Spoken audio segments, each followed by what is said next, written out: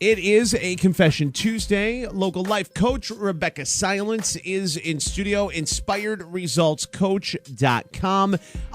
Got an email about coaching circles? Yes. What's going on there? So we are for the next 3 Tuesday nights from 7 to 8 at my office, which is 156 Main Street in Whitesboro.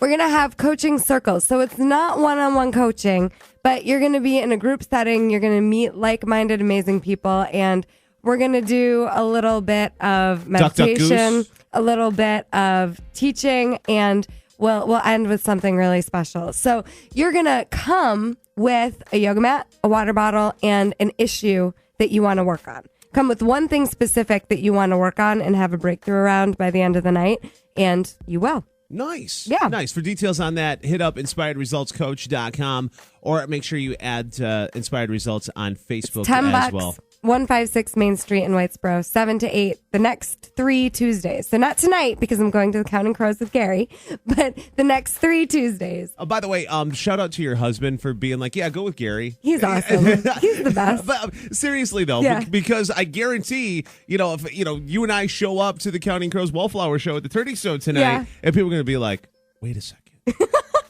Mark didn't want to go. I thought she was married. He's not into the Counting Crows. See why paparazzi would be all over that. But That's yes, so funny. Rebecca's. It was Mark's idea. Yes, so he's awesome. All right, so here's how it works. You email BigPapa@COIKiss.com, and whatever it is you throw at us, we keep it confidential. We handle it here on the radio. So here is the email. Dear Big Papa and Rebeccah, my husband is a word I can't use on the radio. He is narcissistic and so rude. Every day he comes home saying, quote, I hate my life, then continues to blame me for the commute, for whatever chore I missed, and talks to me so rudely in front of our kids. He is ridiculous, too. Then he wonders why I want nothing to do with him sexually. Everyone who knows him tries to get him to see a counselor, but he won't. He says, quote, I forgot everything is my fault. I get the silent treatment every weekend for something lame. Like I forgot to tell the cleaning lady not to dial his socks. Really? I think I've played into his manipulation and I didn't set boundaries properly at some point. So now what? Awesome email. Thank you for being brave enough to reach out to us. Couple things right away that I want to address. The first is the blame and the name calling. The second is going to be boundaries. Do you think a little bit is just, and it could be just initial venting because it may be tough to get some of that frustration out, and it's great. Maybe she's leading with the venting just to I'm not making her wrong. Just to get it out of her system. No, I'm not making her wrong. It's honest. See, what I love about this is it's going on in your head. Yeah. So you might as well get it out on paper and out of your body. Yeah. Right. I'm not making you wrong. But anytime I'm in blame, it only hurts me. Sure. So I still want to address it because it isn't to make you wrong or bad, but what you're seeing in others is what you see in yourself. So if you're calling him narcissistic and ridiculous, where does that apply to how you look at and talk to yourself? Right? I guarantee you make yourself wrong for wanting to get your needs met. You see that as arrogant and or maybe afraid to get your needs met. If you're calling him narcissistic, see what I love about other people? It's also what I see in me. Sure. The greatness I see in others is always the greatness that is going on in me, whether I want to admit it out loud or not. I'm just telling the truth. I'm just saying out loud what's real. So, look at how your triggers, instead of putting it on other people, blaming them, judging them, because see, when we're in judgment, it's a better than. It's me walking around the planet acting like I'm better than the person I'm judging, and I'm not. And so energetically, that of course will create tons of friction in your relationships, right? And there's so many relationships that are, I would call it codependent, where they're totally enmeshed. I can't be happy if you're not happy, vice versa. I'm not happy unless he loves me. Right. You made me feel this way. Oh. Well, that's impossible because nobody can make you feel anything. It's your interpretation of the experience, right?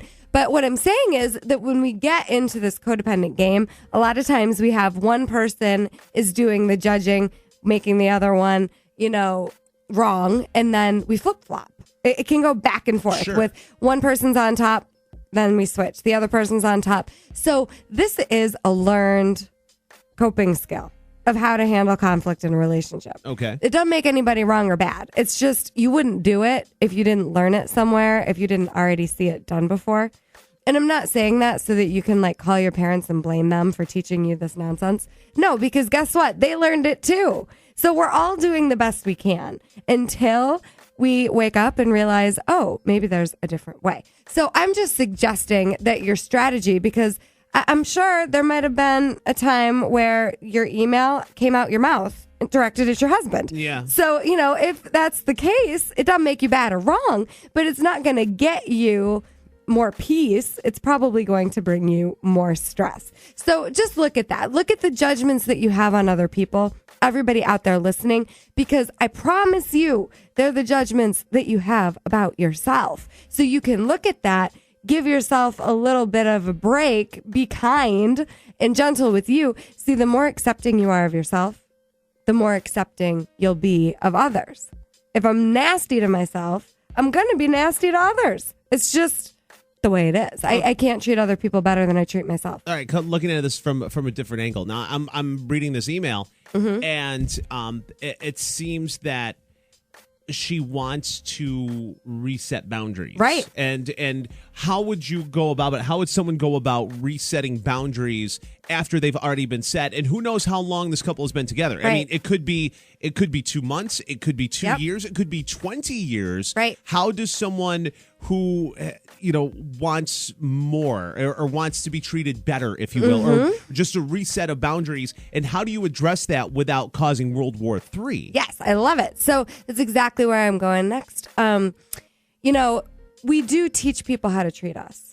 So what is going on, the way you treat your husband, you do it because that's what's worked. That's essentially been what's acceptable. Same thing with the way, your husband's treating you. So if I want to be treated different, if I have an experience that I'm not okay with and I want it to change, see, I believe boundaries are only for me.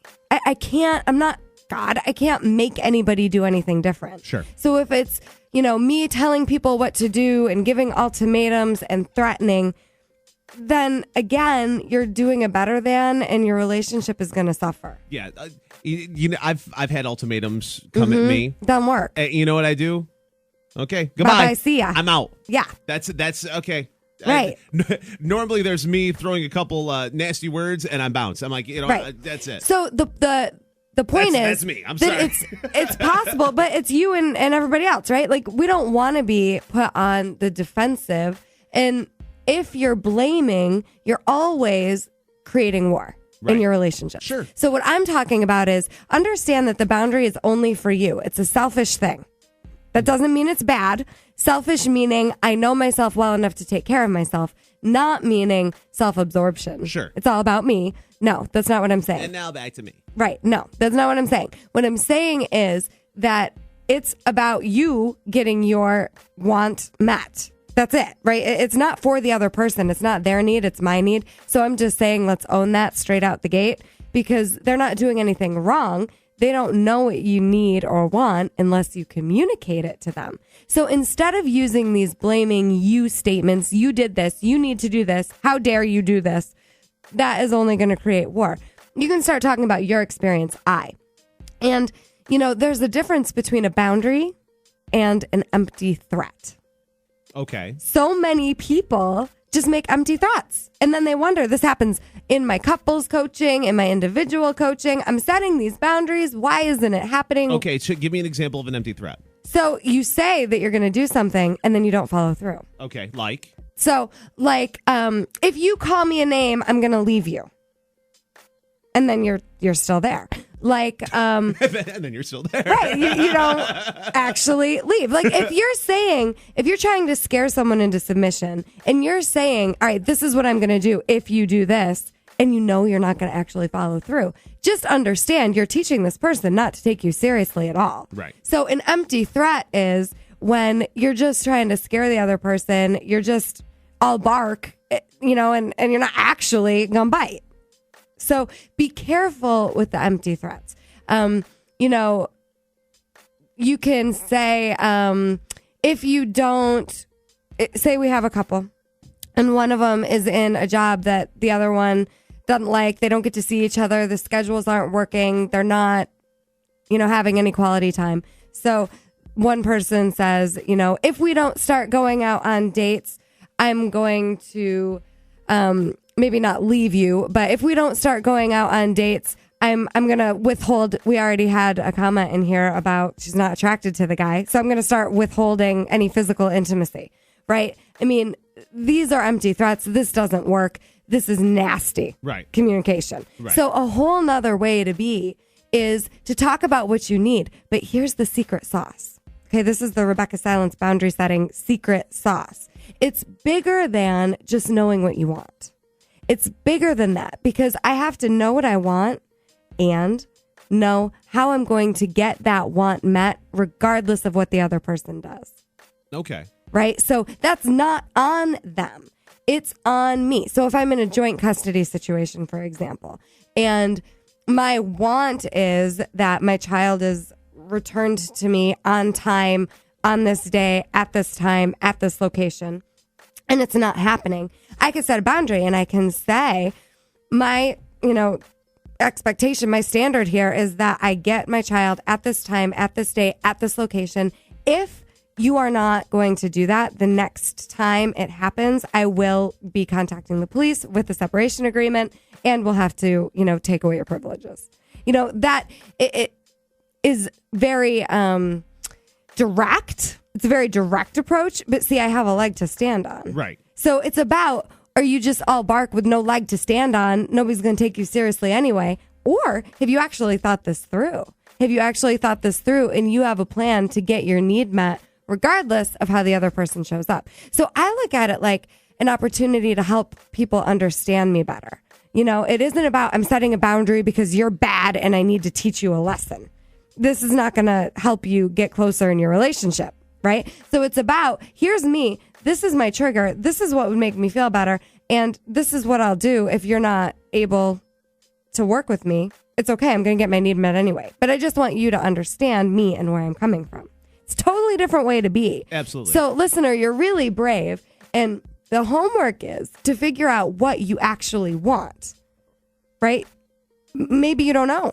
A lot of times people come into my office, they don't actually know what they want yet, and that gets really scary. They just know they don't like what they have right now. Right. So here's the homework. Focus on what you actually want versus constantly focusing on what you don't want. It's so easy to focus on what I don't want, but that doesn't change my life. I have to focus on what I do want if I expect to have a different result. So focus on what you do want. Focus on what you want, and when we're out of drama, there's lots of possibilities and solutions. So you can think of ways you could have it regardless of how a certain individual shows up. Because it's not about them having to change to please you in a healthy relationship. And you wouldn't want them to tell you you have to change to please them, I would guess. So focus on what you want, not what you don't want. Local life coach Rebeccah Silence, inspiredresultscoach.com. I know early on in the segment we had one of those EAS test things that kind of drowned us out. If you missed any part of this, the segments will be up online later today at cnykiss.com. Also, add Inspired Results on YouTube, and we're starting to upload all the segments on YouTube so you can listen on your cell phones, which is something that people were asking for. So, great job as always. Thank you. And I'll take care of yourselves and each other. It's gonna sound weird. I'll see you tonight. Yes. All right, we're gonna break. Come back. Big Pop in the Morning, Kiss FM on a Confession Tuesday.